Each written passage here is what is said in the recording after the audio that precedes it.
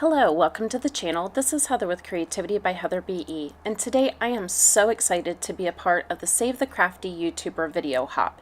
This is a celebration of card making video tutorials that are created by a group of talented crafters of all different styles and levels. We are all coming together to give our viewers a chance to discover other amazing card makers and also to reach our monetizing goals.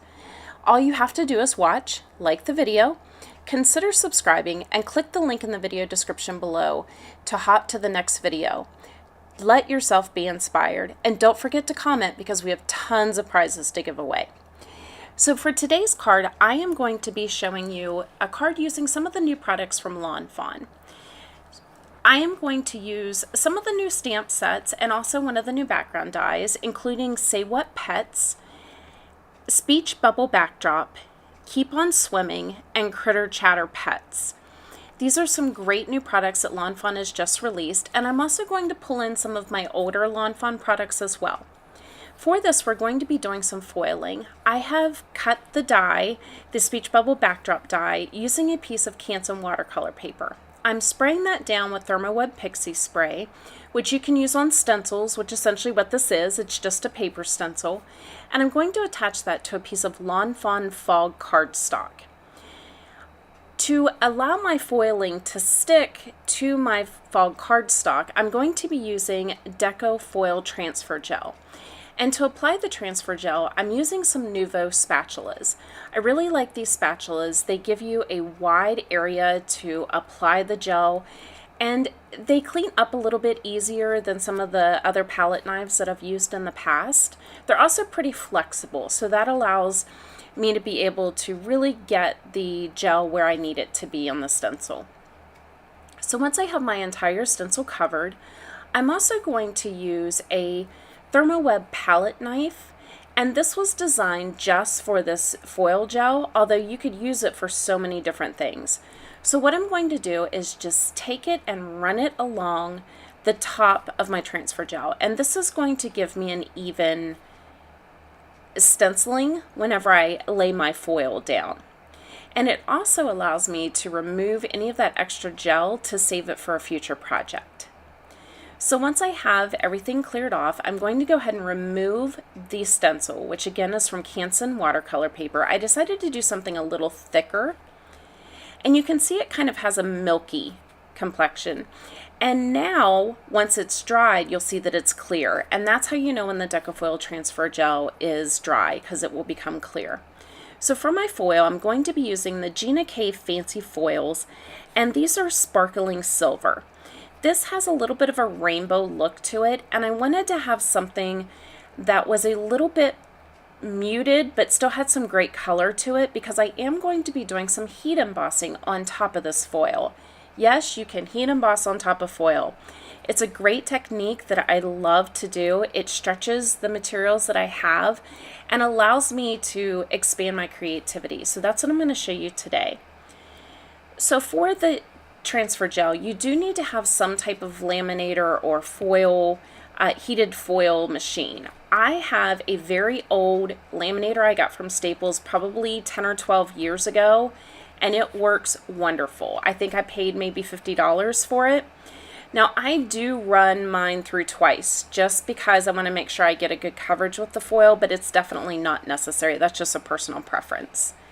And you can see how all of that gorgeous foil now attaches to that fog panel from using that gel. And I decided I wanted to do a rainbow color of different types of embossing powders. So I'm using primarily Ranger embossing powders.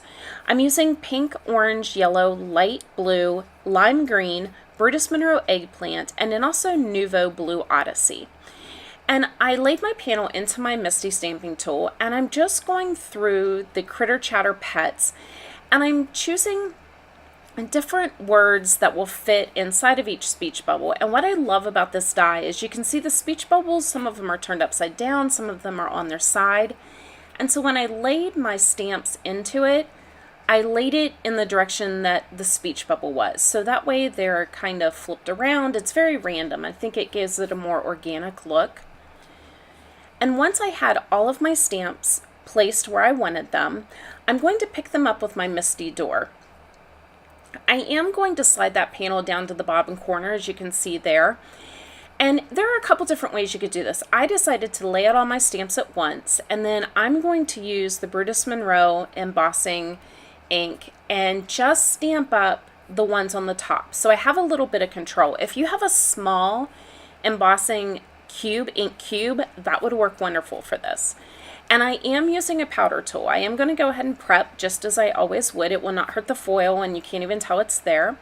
So once I've got that inked up, I'm going to apply pressure to the ones that have the ink. And I'm not worried about the other ones. I'm just leaving them on my Misty. And you can see I did do the little tennis ball off camera, but here I'm going to show you, this is the orange, and I love this orange color. It's very bright and vivid. And I put that on the purr for the little cat. And then I'm also going to add the yellow. And I'm going to add these embossing powders and then heat set. And then I'll go back in.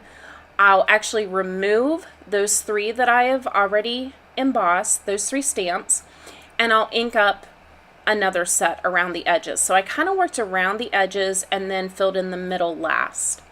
So once I get this heat set, and you can see my foil is holding up fine, it didn't melt it, it didn't remove it from the cardstock.